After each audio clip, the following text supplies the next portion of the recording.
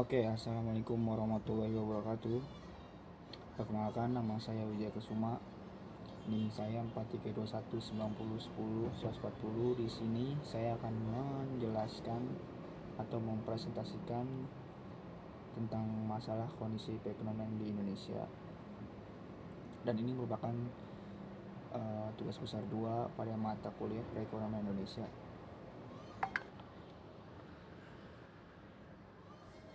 Yang pertama ada konsep dan tujuan kebijakan pemerintah mengenai otonomi daerah sebagai salah satu percepatan pembangunan di Indonesia. Apa itu otonomi daerah? Otonomi daerah adalah berdasarkan Undang-Undang Pemerintah Daerah UU Nomor 23 Tahun 2014, JOUU Nomor 2 Tahun 2015, JOUU Nomor 9 Tahun 2015. Otonomi daerah adalah hak wewenang dan kewajiban daerah otonom untuk mengatur dan mengurus sendiri urusan pemerintah dan kepentingan masyarakat setempat dalam sistem negara kesatuan Republik Indonesia. Yang kedua ada otonomi daerah diberlakukan di Indonesia melalui UU Nomor 22 Tahun 1999 tentang pemerintah daerah. Selanjutnya jenis-jenis otonomi. Yang pertama ada otonomi material. Otonomi material ini merupakan kewenangan daerah dibatasi secara positif, yaitu dengan menyebutkan secara terperinci dan tegas apa saja yang berhak diatur dan diurusnya. Dalam otonomi material ini ditegaskan bahwa untuk mengetahui apakah suatu urusan menjadi urusan rumah tangga sendiri, harus dilihat pada substansinya. Artinya apabila suatu urusan pada substansinya dinilai dapat menjadi urusan pemerintah pusat, maka pemerintah lokal yang mengurus rumah tangga sendiri pada hakikatnya tidak akan mampu menyelenggarakan urusan tersebut. Yang kedua ada otonomi formal. Otonomi formal ini merupakan urusan ekonomi atau otonom itu tidak dibatasi secara positif. Salah satunya yaitu pembatasan, ialah daerah otonom yang bersangkutan tidak boleh mengatur apa yang telah diatur oleh perundangan yang lebih tinggi. Dengan demikian, daerah otonom yang lebih bebas mengatur urusannya rumah tangga sepanjang tidak memasuki area urusan pemerintah pusat. Selanjutnya itu ada otonomi real.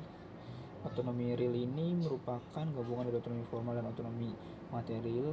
Dalam hal ini kepada pemerintah daerah diberikan wewenang sebagai wewenang pangkal dan kemudian ditambah dengan wewenang lain secara bertahap dan tidak boleh bertentangan dengan peraturan perundang-undangan yang lebih tinggi tingkatan. Pada prinsipnya, otonomi real menyatakan bahwa penentuan tugas, pengalihan atau penyerahan wewenang tersebut didasarkan pada kebutuhan dan keadaan serta kemampuan daerah yang menyelenggarakannya. Selanjutnya konsep dasar otonomi daerah. Yang pertama, penyerahan sebuatan peran DPRD sebagai representasi rakyat lokal dalam pemilihan dan penetapan kepala daerah, pembangunan tradisi politik yang sesuai dengan kultur berkualitas tinggi dengan tingkat akseptabilitas yang tinggi pula. Selanjutnya peningkatan efektivitas fungsi-fungsi pelayanan eksekutif dan peningkatan efisiensi administrasi keuangan daerah, pengaturan pembagian sumber-sumber pendapatan daerah, pemberian keleluasaan kepala daerah, dan optimalisasi upaya pemberdayaan masyarakat. Selanjutnya tujuan otonomi daerah. Yang pertama adalah untuk meningkatkan pelayanan masyarakat yang semakin baik, untuk pengembangan kehidupan demokrasi, keadilan, pemerataan, pemeliharaan hubungan yang serasi antara pemerintah daerah dan pusat, mendorong untuk memberdayakan masyarakat, menumbuhkan kreativitas, meningkatkan peran serta masyarakat, dan mengembangkan peranan fungsi DPRD. Selanjutnya, masalah apa saja yang timbul dari otonomi daerah ini dan kebijakan apa saja yang dilakukan pemerintah pusat guna mengatasi masalah tersebut. Yang pertama masalah otonomi daerah yaitu pendanaan pemerintah daerah belum sepenuhnya budaya dalam membiayai segala kebutuhan, terutama kebutuhan sosial yang besar seperti kesehatan dan pendidikan. Yang kedua ada rendahnya partisipasi masyarakat. Ada kecenderungan bahwa partisipasi masyarakat di era desentralisasi dimanfaatkan oleh para elit masyarakat yang lebih mengetahui aksen untuk mempengaruhi kebijakan di tingkat daerah. Yang ketiga ada pemahaman terhadap konsep desentralisasi dan otonomi daerah yang belum mantap. Hal ini terjadi karena perubahan sistem tidak dibarengi dengan penguatan kualitas sumber daya manusia yang menunjang sistem pemerintahan yang baru.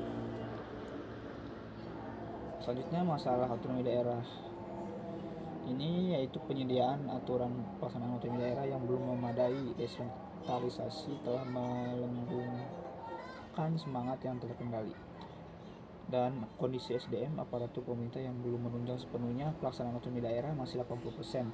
Pemerintah daerah dinilai belum berhasil menjalankan visi dan misi program desentralisasi. Adanya potensi munculnya konflik antar daerah akibat penekanan UU, korupsi di daerah akibat kelalaian seseorang dan pengadaan barang-barang dan jasa daerah. Dan selanjutnya, kebijakan apa saja yang dilakukan dari pemerintah pusat guna mengatasi masalah tersebut. Yang pertama adalah desentralisasi menjadi sarana inovasi bagi otonomi daerah untuk mengembangkan wilayah menjadi lebih baik. Yang kedua ada perencanaan dan penanganan APBD. Melalui sistem ini memungkinkan adanya penerimaan saran dan pemantauan langsung dari masyarakat. Yang ketiga ada kualifikasi pimpinan atau kepala daerah. Peran kepada daerah dalam menentukan arah pembangunan daerah sangat besar.